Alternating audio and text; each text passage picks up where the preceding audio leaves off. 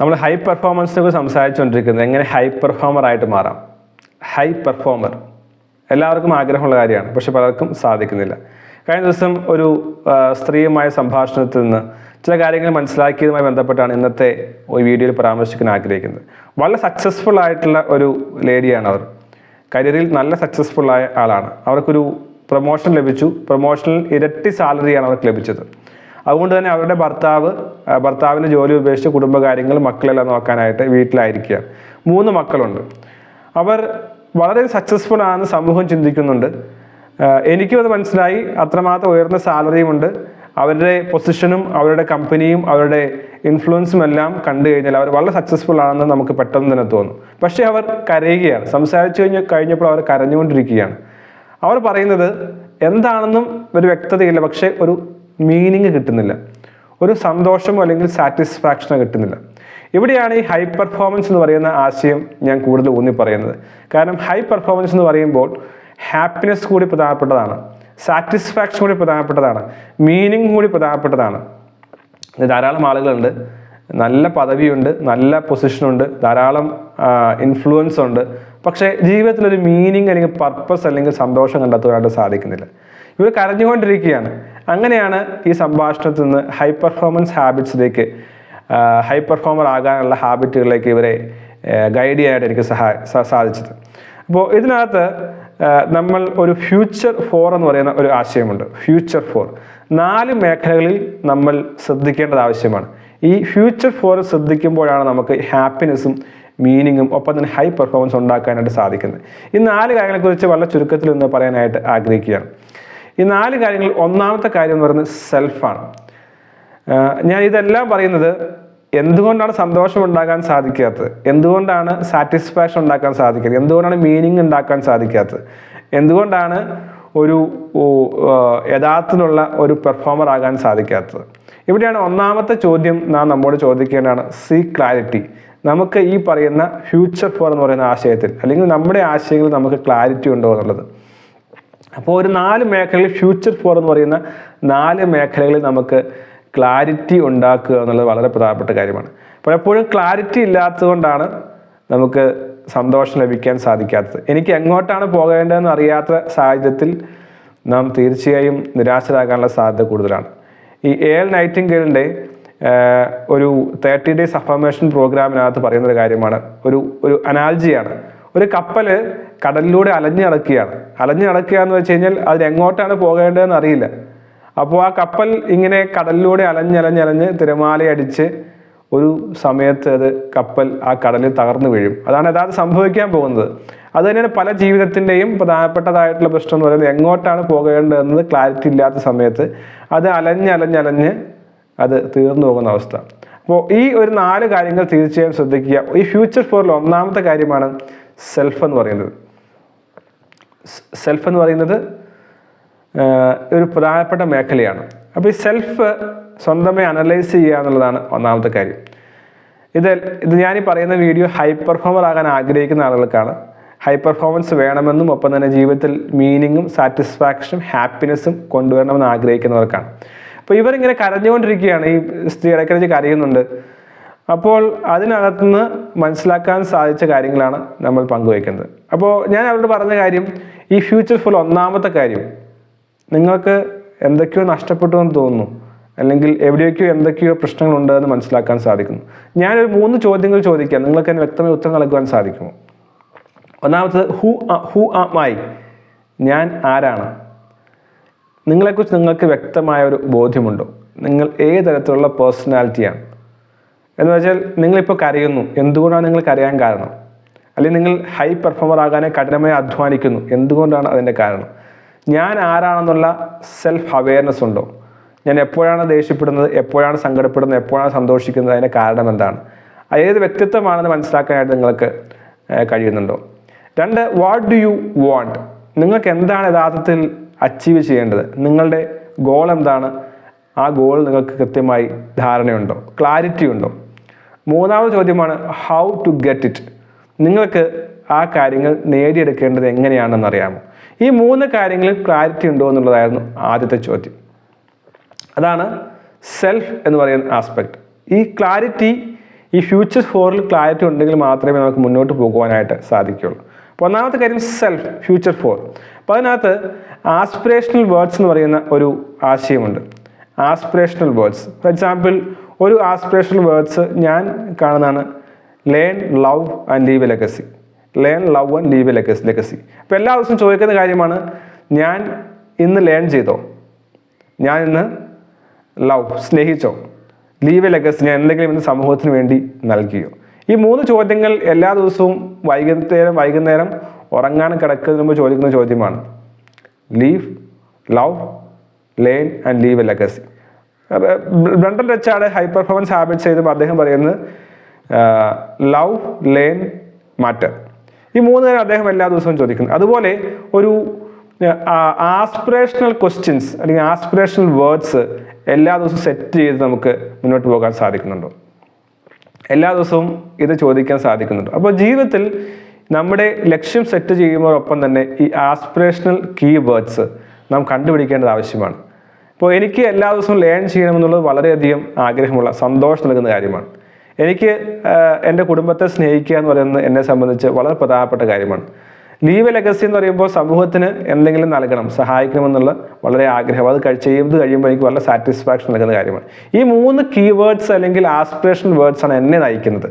അതുകൊണ്ട് തന്നെ എല്ലാ ദിവസവും ഞാൻ ചോദിക്കുകയാണ്, ഇത് ഞാൻ സാധിച്ചോ എന്നുള്ളത്. അപ്പോൾ അതുപോലെ നമുക്കും കണ്ടെത്താം എൻ്റെ ജീവിതത്തിലെ ആസ്പിറേഷണൽ വേർഡ്സ് അല്ലെങ്കിൽ ആസ്പിറേഷണൽ ആക്ഷൻ എന്താണ്. മറ്റൊരു കാര്യമാണ് ആസ്ക് ക്വസ്റ്റ്യൻസ്. ഈ സക്സസ്ഫുൾ ആയിട്ടുള്ള ആളുകളൊക്കെ ചെയ്യുന്ന കാര്യമാണ് സെൽഫ് റിഫ്ലക്ഷൻ അല്ലെങ്കിൽ സെൽഫ് അവെയർനെസ്സിന് വേണ്ടി റിഫ്ലക്റ്റ് ചെയ്യും. അപ്പോൾ ഇന്നൊരു ഇൻസിഡൻറ്റ് ഉണ്ടായി എന്ന് വിചാരിക്കുക. ഇപ്പോൾ ഞാൻ ഇന്ന് കരയേണ്ടായി വന്നു, അല്ലെങ്കിൽ ദേഷ്യപ്പെടേണ്ടായി വന്നു, അല്ലെങ്കിൽ ഓവർവെലംഡായി. അപ്പോൾ ഈ ക്വസ്റ്റ്യൻസ് സ്വന്തമായി ചോദിക്കേണ്ടത് വളരെ ആവശ്യമാണ്. എന്തുകൊണ്ടാണ് ഞാൻ ഇങ്ങനെ പെരുമാറുന്നത്? എന്തുകൊണ്ടാണ് ഞാൻ അങ്ങനെ സംസാരിച്ചത്? എന്തുകൊണ്ടാണ് ഞാൻ ഇങ്ങനെ പ്രവർത്തിക്കുന്നത്? ഇങ്ങനെ ഓരോ ക്വസ്റ്റ്യൻസ്, അത് നമ്മുടെ ഗോൾസിനെ കുറിച്ചാകാം, വർക്കിനെ കുറിച്ചാകാം, ഫാമിലി ലൈഫിനെ കുറിച്ചാകാം, പ്രൊഫഷണൽ ലൈഫിനെ കുറിച്ചാകാം. സ്വന്തമായി ചോദ്യങ്ങൾ ചോദിക്കുമ്പോൾ എന്തുകൊണ്ട്, എന്താകണം, എന്തുകൊണ്ട് അങ്ങനെ പറഞ്ഞു, ഇത് നേടണമെങ്കിൽ എങ്ങനെ ചെയ്യണം, ഞാൻ എന്തുകൊണ്ടാണ് ഇങ്ങനെ പെരുമാറുകയും സംസാരിക്കുകയും ചിന്തിക്കുകയും ചെയ്യുന്നത്, എൻ്റെ ചിന്തകൾ എന്താണ്, ഇങ്ങനെ സ്വയമായി ധാരാളം ചോദ്യങ്ങൾ ചോദിക്കുന്നതിലൂടെയാണ് ഈ സെൽഫിന് ക്ലാരിറ്റി കിട്ടുന്നത്. അപ്പോൾ ഈ ഫ്യൂച്ചർ ഫോറിൻ്റെ ഒന്നാമതായിട്ടുള്ള സെൽഫ് വളരെയധികം ശ്രദ്ധിക്കുക. അവിടെയാണ് തുടക്കമെന്ന് പറയുന്നത്. സെൽഫ് കൃത്യമായ ക്ലാരിറ്റി, ഞാൻ എന്താണെന്നും ഞാൻ എങ്ങോട്ടാണ് പോകേണ്ടതെന്നും അതിന് എന്ത് ചെയ്യണമെന്നും ഉള്ള കാര്യങ്ങളെക്കുറിച്ച് ക്ലാരിറ്റി വരുത്തുക എന്നത് വളരെ അത്യാവശ്യമാണ്. നിങ്ങൾക്കൊരു ഹൈ പെർഫോമർ ആകാൻ ആഗ്രഹിക്കുന്നു എങ്കിൽ, അതിനുവേണ്ടി ശ്രമിക്കുന്നുവെങ്കിൽ തീർച്ചയായും ഇത് എഴുതി പ്രാക്ടീസ് ചെയ്യുക. ചില ദിവസങ്ങളെടുത്ത് ഇത് എഴുതി കഴിയുമ്പോൾ നിങ്ങൾക്ക് വളരെയധികം ക്ലാരിറ്റി ഉണ്ട്. അപ്പോൾ ഞാൻ ഈ ക്വസ്റ്റ്യൻസ് അവരോട് ചോദിക്കുന്നു, അവരോട് ഇതിൻ്റെ ഉത്തരങ്ങൾ എഴുതാനും പറയുന്നു. അവർ കുറച്ച് ആലോചിച്ച ശേഷം അവർ ഇതിൻ്റെ ഉത്തരങ്ങൾ എഴുതുന്നു. പതിയെ അവർ ക്ലാരിറ്റി കിട്ടുകയാണ്, ഞാൻ ചെയ്യേണ്ടത് ഈ കാര്യമാണ്, എനിക്ക് വേണ്ടത് ഇതാണ്, ഞാൻ ഇങ്ങനെയൊക്കെ ചിന്തിക്കാനും കരയാനും ഓവർവെൽംഡ് ആകാനും കാരണം ഇതാണ്, ഇതിനെ മറികടക്കാനായിട്ടും ഒപ്പം ലക്ഷ്യത്തിലേക്ക് എത്താനായിട്ടും ഇന്ന കാര്യങ്ങളാണ് ചെയ്യേണ്ടത്. അപ്പോൾ അവർക്ക് പതുക്കെ ക്ലാരിറ്റി കിട്ടുകയാണ്. അവരുടെ മനസ്സിലെ സങ്കടം പതിയെ കുറഞ്ഞു വരുന്നത് ഞാൻ കാണാനിടയായി. ഈ രണ്ടാമത്തെ ഒരു ഫ്യൂച്ചർ ഫോർ എന്ന് പറയുന്നത് സോഷ്യലാണ്. സോഷ്യൽ, ആദ്യം നമ്മളെക്കുറിച്ച് മനസ്സിലായി. 2, സോഷ്യൽ എന്ന് പറയുമ്പോൾ നമ്മുടെ സോഷ്യൽ കണക്ഷൻസ്, അത് നമ്മുടെ ഫാമിലിയിലുള്ള ഭാര്യയാകാം, ഭർത്താകാം, മക്കളാകാം, മാതാപിതാക്കളാകാം, അതും പ്ലസ് സൊസൈറ്റിയിൽ, ഓഫീസിലുള്ള നാം ഇടപെടുന്ന ആളുകളുമായിട്ടുള്ള കാര്യങ്ങളാകാം. അപ്പോൾ ഇതിനകത്ത് വളരെയധികം പ്രധാനപ്പെട്ട കാര്യം, നിങ്ങൾക്കൊരു നല്ല ലീഡർ ആകണമെങ്കിൽ, ഇൻഫ്ലുവൻഷ്യൽ ആളാകണമെങ്കിൽ ഈ സോഷ്യൽ എന്ന് പറയുന്ന ഫ്യൂച്ചർ ഫോർ അതിൻ്റെ ഇൻറ്റൻഷൻ സെറ്റ് ചെയ്യേണ്ടത് ആവശ്യമാണ്. ഈ സെയിം ആയിട്ടുള്ള ക്വസ്റ്റ്യൻ തന്നെ ചോദിക്കാം, നിങ്ങൾക്ക് ഏറ്റവും ഇഷ്ടപ്പെടുന്ന അല്ലെങ്കിൽ നിങ്ങൾ ഏറ്റവും അധികം സംസാരിക്കുകയും ഇഷ്ടപ്പെടുകയും ചെയ്യുന്ന ഒരു 3 പേരെടുക്കുക. അതിനുശേഷം നിങ്ങൾ ചോദിക്കുക, ഈ 3 പേരോട് നിങ്ങൾ അധികം സംസാരിക്കാനായിട്ടുള്ള കാരണം എന്താണ്, അല്ലെങ്കിൽ അവരുടെ ഏത് കാര്യമാണ് നിങ്ങളെ ഏറ്റവും അധികം എക്സൈറ്റ് ചെയ്യിപ്പിക്കുന്നത്, അല്ലെങ്കിൽ നിങ്ങളെ ഏറ്റവും അധികം സന്തോഷിപ്പിക്കുന്നത്, നിങ്ങൾ അവരുമായി സംസാരിക്കാനുള്ള കാരണം എന്താണ്. ഈ 3 കാര്യങ്ങൾ കണ്ടെത്തുകയും ഇത് നിങ്ങൾ അവരുമായി സംസാരിക്കുമ്പോൾ നിങ്ങൾ അത് അവർക്ക് നൽകുകയും ചെയ്യുക. മേ ബി അവർ നിങ്ങളെ റെസ്പെക്റ്റ് ചെയ്യുന്നത് തോന്നുന്നുണ്ടാകാം, നിങ്ങളെ എൻകറേജ് ചെയ്യുന്നത് തോന്നുന്നത് കൊണ്ടാകാം, നിങ്ങളെ സ്നേഹിക്കുന്നത് തോന്നുന്നത് കൊണ്ടാകാം. ആ ആക്ഷൻ തന്നെ, ആ ഫീലിംഗ് തന്നെ നിങ്ങൾക്ക് തിരിച്ച് അവർക്ക് നൽകുവാനായിട്ട് സാധിക്കുക. ആ ഒരു ഇൻറ്റൻഷൻ സെറ്റ് ചെയ്യേണ്ടത് വളരെയധികം അത്യാവശ്യമാണ്.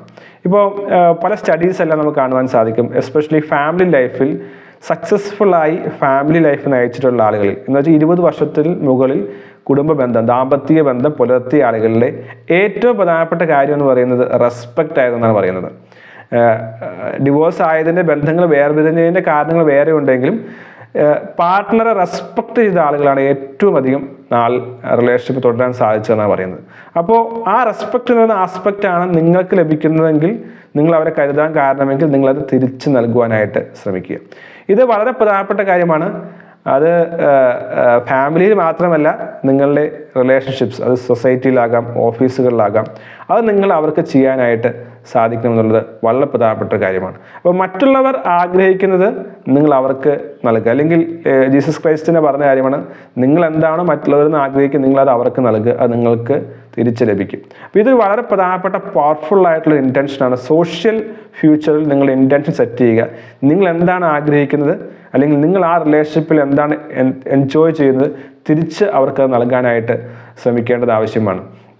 അപ്പോൾ ഇത് ഈ റെസ്പെക്റ്റ് മാത്രമല്ല, കുറേ അധികം കാര്യങ്ങളുണ്ട്. അത് നിങ്ങളുടെ എക്സ്പീരിയൻസിലൂടെ അത് കണ്ടെത്തി വളരെയധികം വിപുലീകരിക്കേണ്ട ഒരു കാര്യമാണ്. ഇനി മൂന്നാമത്തെ കാര്യമാണ് സ്കിൽസ്. ഹൈ പെർഫോമർക്ക് വേണ്ട ഒരു കാര്യമാണ് സ്കിൽസ്. അപ്പോൾ അതിനകത്ത് ഈ പുസ്തകങ്ങളിലൊക്കെ വായിക്കുമ്പോൾ ഒരു വ്യക്തമായൊരു കാര്യം കാണാനായിട്ട് സാധിച്ചത്, പലപ്പോഴും ആളുകൾ കുറേയധികം വായിക്കും, കുറേയധികം സ്കിൽസ് നേടും, കുറേയധികം കോഴ്സുകൾ ചെയ്യും, കുറേയധികം കാര്യങ്ങളെല്ലാം പ്രിപ്പയർ ചെയ്യും. പക്ഷേ സക്സസ്ഫുൾ ആയിട്ടുള്ള ഹൈ പെർഫോമിംഗ് ആയിട്ടുള്ള ആളുകൾ പഠിക്കുമ്പോൾ നമുക്ക് മനസ്സിലാക്കാൻ സാധിക്കുന്നത് PFI എന്ന് പറയും. PFI എന്ന പ്രൈമറി ഫീൽഡ് ഓഫ് ഇൻട്രസ്റ്റ്. നിങ്ങൾക്ക് ഒരു പ്രൈമറി ഫീൽഡ് ഓഫ് ഇൻട്രസ്റ്റ് ഉണ്ടോ? എൻ്റെ ഏരിയ ഇതാണ്, ഇവിടെ ഡാറ്റ അനലിറ്റിക്സ്, അതല്ലെങ്കിൽ ഹ്യൂമൻ റിസോഴ്സ് മാനേജ്മെൻറ്റ്, അതല്ലെങ്കിൽ ഓൺട്രപ്രണർഷിപ്പ്, അതല്ലെങ്കിൽ റോബോട്ടിക്സ്, ക്ലൗഡ് കമ്പ്യൂട്ടിംഗ്, പ്രോഗ്രാമിംഗ്, ഇങ്ങനെ നിങ്ങളുടേതായ ഒരു കീ ഏരിയ ഉണ്ട്. അതിന് പറയുന്ന പേരാണ് പ്രൈമറി ഏരിയ ഓഫ് ഇൻട്രസ്റ്റ് അല്ലെങ്കിൽ ഫീൽഡ് ഓഫ് ഇൻട്രസ്റ്റ്, PFI. അത് വളരെ സ്പെസിഫിക് ആയിരിക്കണം. വെറുതെ ടെക്നോളജി എന്ന് പറഞ്ഞിട്ട് കാര്യമില്ല, അല്ലെങ്കിൽ വെറുതെ ഓൺട്രപ്രണർഷിപ്പ് എന്ന് പറഞ്ഞിട്ട് കാര്യമില്ല, അല്ലെങ്കിൽ വെറുതെ മാത്തമാറ്റിക്സ് എന്നോ അല്ലെങ്കിൽ സോഷ്യൽ സയൻസ് എന്നോ പറഞ്ഞിട്ട് കാര്യമില്ല. വളരെ സ്പെസിഫിക് ആയിട്ടുള്ള നാരോ ഡൗൺ ആയിട്ടുള്ള മൈക്രോ ആയിട്ടുള്ളൊരു ഏരിയ കണ്ടെത്തുവാനായിട്ട് നമുക്ക് സാധിക്കേണ്ടത് വളരെ ആവശ്യമാണ്. അതാണ് പ്രൈമറി ഫീൽഡ് ഓഫ് ഇൻട്രസ്റ്റ്. അത് സ്പെസിഫിക് ആയിരിക്കണം.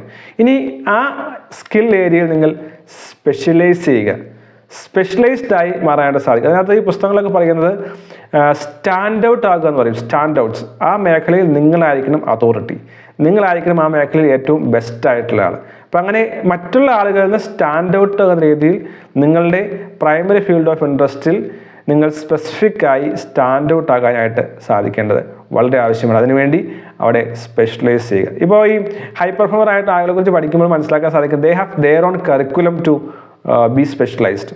അവർ അവരുടേതായ ഒരു കരിക്കുലം ഉണ്ടാക്കി അത് ഡെയിലി ഫോളോ ചെയ്യുകയാണ്. അപ്പോൾ ഈ കാര്യം തീർച്ചയായും ശ്രദ്ധിക്കുക. മൂന്നാമത്തെ ഏരിയയാണ് സ്കിൽസ് എന്ന് പറയുന്നത്. ഇനി നാലാമത്തെ ഏരിയയാണ് സർവീസ്. ഈ ഫ്യൂച്ചർ 4-ലെ നാലാമത്തെ ഏരിയ സർവീസ്. അത് എത്രമാത്രം ആളുകൾ അത് ചെയ്യുന്നുണ്ടെന്ന് എനിക്കറിയത്തില്ല. ഈ സമൂഹത്തിന് അല്ലെങ്കിൽ നമ്മൾ ആയിരിക്കുന്ന സമൂഹത്തിൽ നാം ഒത്തിരി വാല്യൂ കൊടുക്കേണ്ടത് ആവശ്യമാണ്. ഇപ്പോൾ നിങ്ങൾ ഒരു ഓഫീസിലെ മേധാവിയാണെങ്കിൽ നിങ്ങളുമായി ഇൻട്രാക്ട് ചെയ്യുന്ന ആളുകൾക്ക് എത്രമാത്രം നിങ്ങൾ അവരെ റെസ്പെക്റ്റ് ചെയ്യുന്നു, അവരെ കെയർ ചെയ്യുന്നു, അവർക്ക് വാല്യൂ കൊടുക്കുന്നു. ഇപ്പോൾ കസ്റ്റമേഴ്സ് ആണെങ്കിൽ അവർ ആഗ്രഹിക്കുന്നത് എങ്ങനെ ഏറ്റവും നല്ല വാല്യൂ കിട്ടുമെന്നുള്ളതാണ്. അപ്പോൾ നിങ്ങളുമായി ഇടപെടുന്ന ആളുകൾക്ക് ഏറ്റവും ബെസ്റ്റ് വാല്യൂ എങ്ങനെ കൊടുക്കാൻ സാധിക്കും, അവരെ ഏറ്റവും നന്നായി എങ്ങനെ സർവീസ് ചെയ്യാൻ സാധിക്കും, എങ്ങനെ നന്നായി കെയർ ചെയ്യാൻ സാധിക്കും, അവർക്ക് അധികം വാല്യൂസ് കൊടുക്കാനും അവരെ റെസ്പെക്റ്റ് ചെയ്യാനും സാധിക്കും, എങ്ങനെ നിങ്ങൾ ടീമിനെ ഇൻസ്പയർ ചെയ്യാം, അവരെ മോട്ടിവേറ്റ് ചെയ്യാം. അപ്പോൾ ഇത് പറയുന്ന ഡിഫറൻഷിയേറ്റർ എന്നാണ് പറയുന്നത്. നിങ്ങൾക്കൊരു ഡിഫറൻഷിയേറ്റ് ചെയ്യുന്ന ഒരാളായി നിങ്ങൾക്ക് മാറാനായിട്ട് സാധിക്കുമോ സോഷ്യൽ മേഖലയിൽ. അപ്പോൾ നിങ്ങൾ ചെയ്യുന്ന കാര്യങ്ങൾക്ക് എത്രമാത്രം റെലവൻസ് ഉണ്ട്, നിങ്ങൾ എത്രമാത്രം എക്സലൻസ് ആയിട്ടാണ് നിങ്ങളുടെ കാര്യങ്ങൾ ചെയ്യുന്നത്. അപ്പോൾ നിങ്ങളുടെ ഈ സർവീസ് ഏരിയ എന്ന് പറയുന്നത് നിങ്ങൾ ചെയ്യുന്ന കാര്യം ഏറ്റവും ബെസ്റ്റായി, നിങ്ങളുടെ ബെനിഫിഷ്യറി ആരാണോ അവർക്ക് ഏറ്റവും ബെസ്റ്റായിട്ട് ഫീൽ ചെയ്യുന്നുണ്ടോ, ഔട്ട്സ്റ്റാൻഡിങ് ആയിട്ട് എക്സലൻ്റ് ആയിട്ട് അവർക്ക് ഫീൽ ചെയ്യുന്നുണ്ടോ. അപ്പോൾ നിങ്ങൾ ചെയ്യുന്ന ആക്ടിവിറ്റിയിൽ എക്സലൻസ് കൊണ്ടുവരിക, സർവീസ് എക്സലൻ്റ് ആക്കുക, with respect, with care, with value, with differentiating, with relevance. അപ്പോൾ ഈ കാര്യം ശ്രദ്ധിക്കേണ്ടത് ആവശ്യമാണ്. ഇപ്പോൾ ഈ 4 മേഖലകളാണ് യഥാർത്ഥം നമുക്ക് ക്ലാരിറ്റി കൊണ്ടുവരേണ്ടത്. അപ്പോൾ ഈ ക്ലാരിറ്റി എന്ന് പറയുന്നത് വളരെ പ്രധാനപ്പെട്ട കാര്യമാണ്. ഈ 4 future, self, social, skill and service, ഇതിനകത്ത് ഞാൻ ഈ പറഞ്ഞ കാര്യങ്ങളിൽ ക്ലാരിറ്റി ഉണ്ടോ എന്ന് ചിന്തിക്കുക. അത് നിങ്ങൾ എഴുതി നോക്കുക, എഴുതി വ്യക്തത കൊണ്ടുവരിക. അപ്പോൾ ഇതിനകത്ത് ഈ മീനിങ് എന്ന് പറയുന്ന കാര്യത്തെക്കുറിച്ച് ഞാൻ പറഞ്ഞു. ഇത് ചെയ്യുമ്പോഴാണ് നമുക്ക് മീനിങ് ഉണ്ടാകുന്നത്.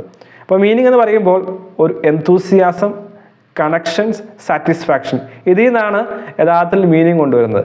നാം ഈ ചെയ്യുന്ന കാര്യങ്ങൾക്ക് എത്രമാത്രം എന്തൂസിയാസ്റ്റിക്കായി, എനർജറ്റിക് ആയിട്ടാണ് ചെയ്യുന്നത്, നമുക്ക് പ്രോപ്പറായിട്ടുള്ള ഫാമിലിയും ഒപ്പം തന്നെ പ്രൊഫഷണൽ ലൈഫിൽ നല്ല കണക്ഷൻസ് ഉണ്ടോ, നാം എത്രമാത്രം സന്തോഷത്തോടെ അത് കാര്യങ്ങൾ ചെയ്യുന്നു.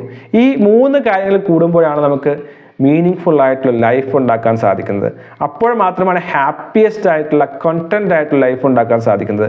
അപ്പോഴാണ് നമ്മൾ ഒരു ഹൈ പെർഫോമറായി മാറുവാൻ സാധിക്കുന്നത്. നിങ്ങളൊരു കാര്യം മനസ്സിലാക്കുക, ഹൈ പെർഫോമേഴ്സ് ആയിട്ട് ആളുകൾക്ക് ഹാപ്പിനെസ് വളരെ പ്രധാനപ്പെട്ടതാണ്. ഹാപ്പിനെസ് ഉണ്ടെങ്കിൽ, സാറ്റിസ്ഫാക്ഷൻ ഉണ്ടെങ്കിൽ, ഒരു സെൻസ് ഓഫ് പർപ്പസ് ഉണ്ടെങ്കിൽ മാത്രമേ ഒരു ഹൈ പെർഫോമർ ആകുവാനായിട്ട് സാധിക്കും. പലപ്പോഴും വിചാരിക്കും ജോലിയിൽ കഠിനമായി അധ്വാനിച്ച് കഴിഞ്ഞാൽ എനിക്ക് സന്തോഷം ഉണ്ടാക്കാൻ സാധിക്കും, അല്ലെങ്കിൽ ഫുൾഫില്ലിംഗ് ആക്കാൻ സാധിക്കും എന്ന് പറയും.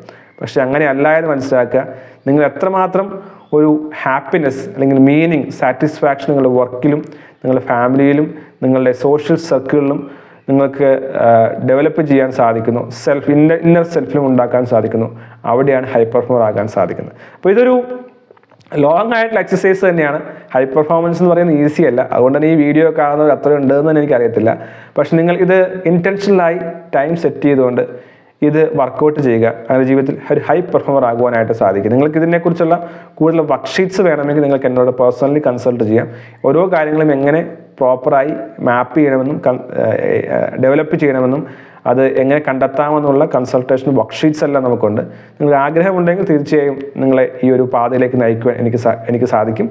നിങ്ങൾക്ക് ഏവർക്കും വിജയം ഉണ്ടാകട്ടെ. Let us bring 10x growth through habit and high performance habits.